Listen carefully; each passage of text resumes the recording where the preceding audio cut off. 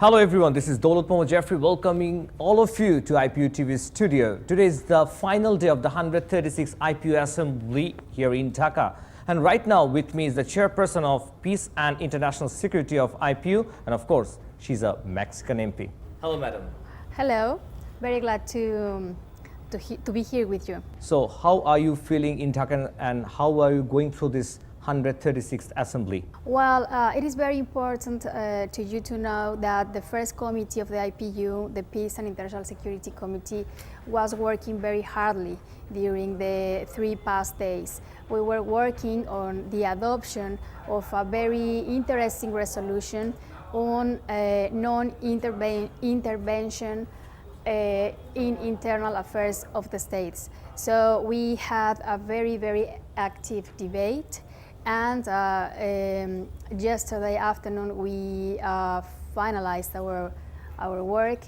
Now we are about to present our resolution to the Assembly in order that it is approved or not by the Assembly, but I'm sure that it will be approved. You're the chairperson of Peace and International Security.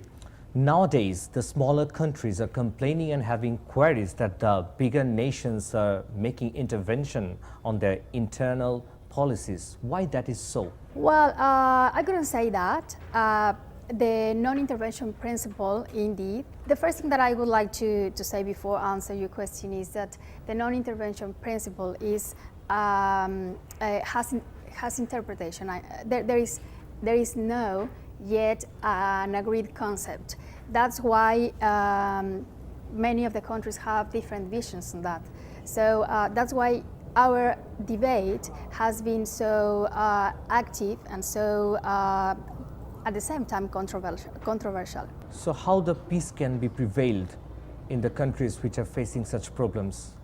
What those governments should do? Well, the peace, it's another very important subject. It is not related directly with this resolution we have been discussed. However, the committee also approved the next resolution that will be held, that will be adopted the next year, and precisely that new resolution will be on the new concept of sustaining peace, which is a concept contained in a very recent resolution of the Security Council, and then the same resolution was adopted as well by the General Assembly of the United Nations.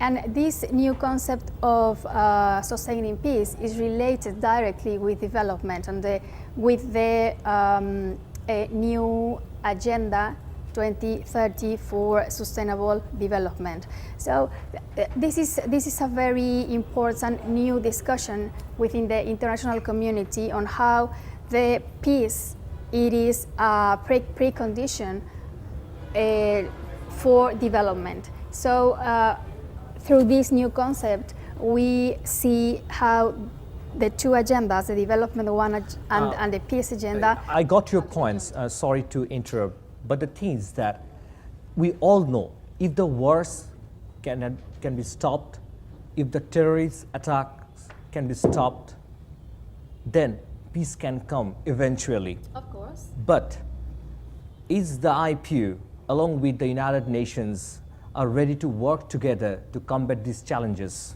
I think we are ready to work together.